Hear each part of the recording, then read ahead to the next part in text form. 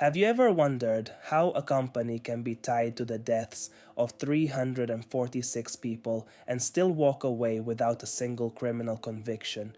In this video, I'll explain how Boeing avoided that conviction when a federal judge dismissed the case in 2025, how the company paid out billions of dollars in settlements while the punitive share came to less than $1 in 10, and why its own aircraft was grounded for 20 months, the longest grounding of a US airliner on record, at a cost running into the tens of billions.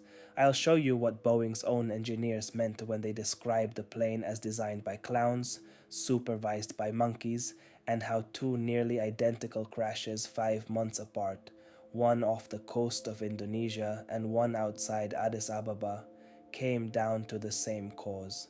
You'll learn why a warning light that could have alerted the pilot sat broken for 2 years, why a system with the power to push an airplane toward the ground was built to trust a single sensor with no backup, why the pilots flying that plane were never even told the system existed, and how the whole chain of events traces back to a decision about engines. On the nose of the Boeing 737 MAX sat a small vane, roughly the size of a hand, that measured the angle of the wing against the oncoming wind. That vane was wired into a piece of software with the authority to push the airplane's nose toward the ground, and the software was designed to act on the reading from a single sensor without checking it against any other. When the sensor failed, the software acted anyway. 346 people were killed in 2 crashes, less than 5 months apart, in nearly identical circumstances. In both cases, a single failed sensor was sufficient to bring the aircraft down, and the pilots had never been told the system responsible existed. The origins of the problem lay in the engines. When Boeing built the 737 MAX, it fitted larger, more fuel-efficient CFM LEAP engines and mounted them higher and further forward than on earlier 737s. That change altered the aircraft's handling, giving it a tendency to pitch nose up in certain uncommon conditions. Correcting that properly would have meant redesigning the airframe or retraining every pilot on a new aircraft type, both of which carried significant cost and delay against Airbus. Boeing instead wrote software to push the nose back down when it sensed the plane climbing too steeply, and named it the Maneuvering Characteristics Augmentation System, or MCAS. The 737 MAX carries 2 angle of attack sensors, one on each side of the nose, but MCAS was built to read only one of them at a time, with no comparison between the two and no refusal to act when they disagreed. Aviation journalist Christine Negroni, author of The Crash Detectives, described it as a lack of redundancy that appeared to her to be unacceptable in airplane design.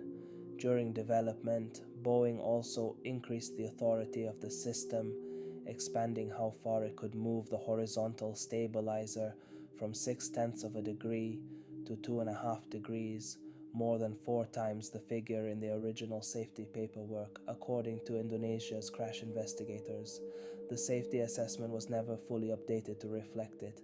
In 2016, the FAA approved Boeing's request to remove references to MCAS from the Flight Crew Operations Manual, so the pilots flying the aircraft had no knowledge that the system was there. On the 28th of October 2018, a Lion Air 737 MAX flew from Bali to Jakarta with the same sensor fault developing. The nose repeatedly tried to dive, and the aircraft landed safely largely because an off-duty pilot riding in the cockpit jump seat correctly identified the problem and told the crew to cut power to the runaway trim motor. The captain did not fully report the severity of what had occurred, and the aircraft was not grounded. The following morning, the 29th of October, the same aircraft departed Jakarta as Lion Air Flight 610, carrying 181 passengers and 8 crew. The sensor, which had been repaired by Extra Aerospace in Miramar, Florida, was miscalibrated by roughly 21 degrees and fed MCAS a false reading. The software interpreted it as a dangerous climb and forced the nose down repeatedly as the pilots pulled back against a system they had never been trained to recognize. 13 minutes after takeoff, the aircraft struck the Java Sea at approximately 400 miles an hour, killing everyone on board. 8 days later, Boeing issued a bulletin warning that erroneous angle of attack data could cause uncommanded nose-down movement and describing how to disable it. On the 13th of November 2018, in an appearance on Fox Business, Boeing's chief executive Dennis Muilenburg stated that the 737 MAX was safe and promised a software fix within weeks. That fix had not been completed by the following March. On the 10th of March 2019, Ethiopian Airlines Flight 302 departed Addis Ababa for Nairobi with 157 people aboard. This crew was aware that MCAS existed.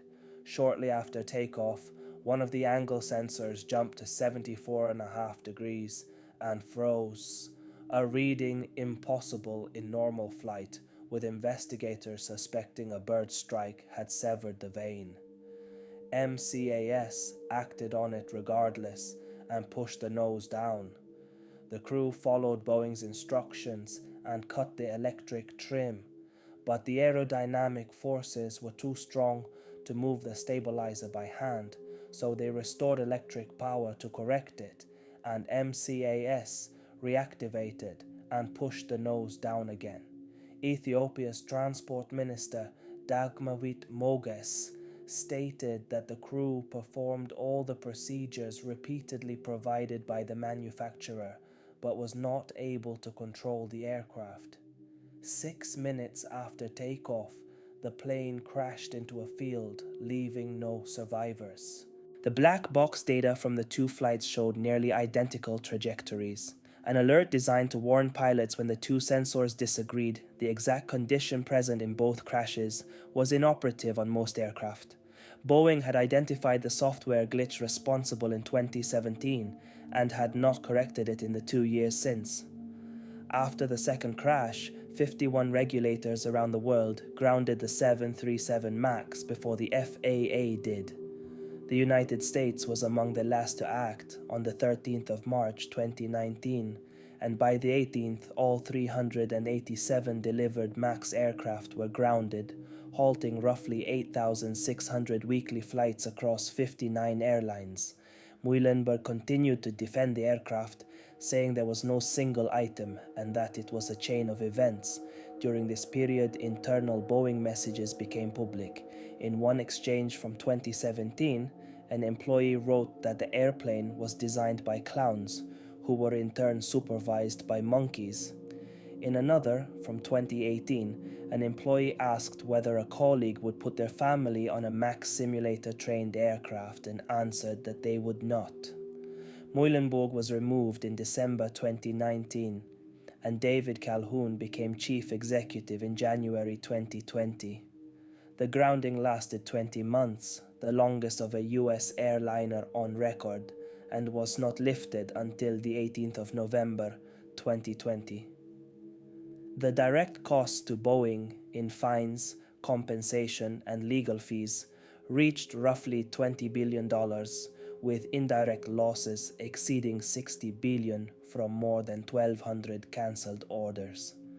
In January 2021, Boeing reached an agreement with the Justice Department to pay over $2.5 billion. Of that total, the criminal penalty was $243.6 million, while $1.77 billion went to Boeing's airline customers as compensation for lost revenue, and $500 million went to the families of those killed. The punitive share of the settlement was under $1 in 10. That agreement did not hold. In May 2025, the Justice Department reached a non-prosecution agreement requiring Boeing to pay or invest over $1.1 billion more, including a criminal fine of $487 million. partially credited against earlier payments, a further $444.5 million for the victims' families, and $455 million to strengthen its own safety and compliance programs. Erin Applebaum, an attorney representing 34 of the Ethiopian crash families, described it as a backroom deal dressed up as a legal proceeding. On the 6th of November 2025, a federal judge in Texas, Reed O'Connor, dismissed the criminal case at the Justice Department's request, stating that he was skeptical of the decision before granting it. Boeing will not face a criminal conviction over the two crashes. Paul Nyoroge, who lost his wife and 3 young children on the Ethiopian flight, said that when a company's failures cost so many lives, ending a criminal case behind closed doors erodes trust and weakens deterrence for every passenger who steps onto a plane. The aircraft itself was modified before returning to service. MCAS now reads both sensors, will not activate if they disagree by more than 5.5 degrees, fires only once per event rather than repeatedly, and can be overridden by the crew. The FAA now requires simulator training on the MAX, having previously judged it unnecessary. The aircraft flying today are not the aircraft that crashed. The sequence that produced those crashes is a matter of record. Boeing modified the aircraft to avoid the cost of retraining, addressed the resulting handling change with software, tied that software to a single sensor without a backup, expanded its authority without revising the safety analysis, removed it from the manuals, and left a broken warning alert uncorrected for 2 years. After the first crash, the company stated the aircraft was safe and that a fix was imminent. The second crash followed. The financial losses ran into the tens of billions, the settlement into the billions, and no individual or corporate criminal conviction resulted from any of it.